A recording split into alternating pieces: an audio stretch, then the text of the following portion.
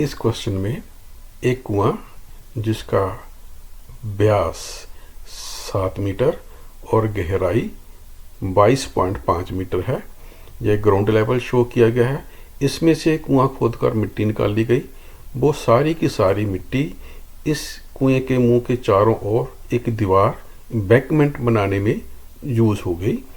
अर्थात कुएं में से निकाली गई मिट्टी का आयतन और एम्बैंकमेंट में यूज हुई मिट्टी का आयतन एक समान है।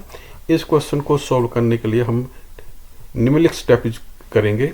सबसे पहले कुएं में से निकाली गई मिट्टी का आयतन पता करेंगे।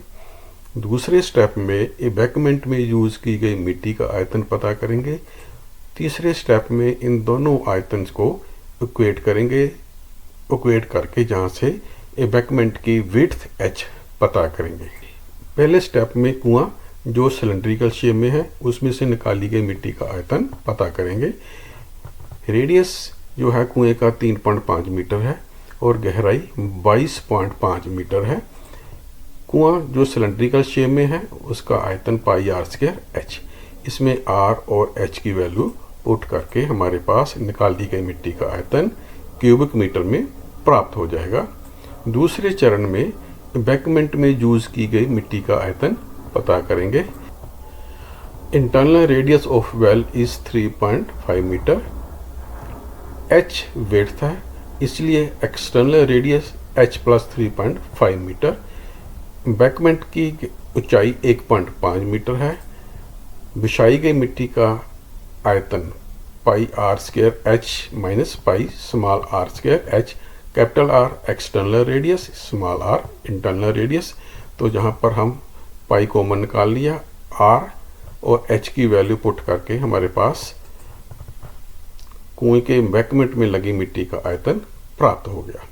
अगले चरण में हम जहाँ से मिट्टी निकाली थी उसका आयतन और जहाँ जो मिट्टी बिछाई गई है उसका आयतन जो हम पहले निकाल चुके हैं उसको एक बराबर करेंगे।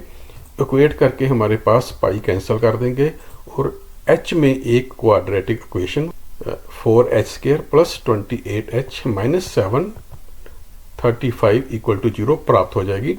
अब इस quadratic equation 4h² plus 28h minus 735 equal to 0 के हम फैक्टर बनाएंगे।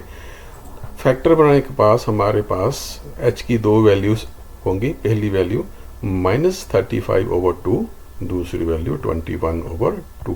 कोई भी मेजरमेंट गहराई लंबाई वो कभी नेगेटिव नहीं हो सकती, इसलिए -35/2 पॉसिबल नहीं है। इसलिए h की वैल्यू 21/2 दैट इज 10.5 सेंटीमीटर प्राप्त हुई। इसलिए कुएं के एम्बैंकमेंट की मोटाई 10.5 सेंटीमीटर इसका आंसर है।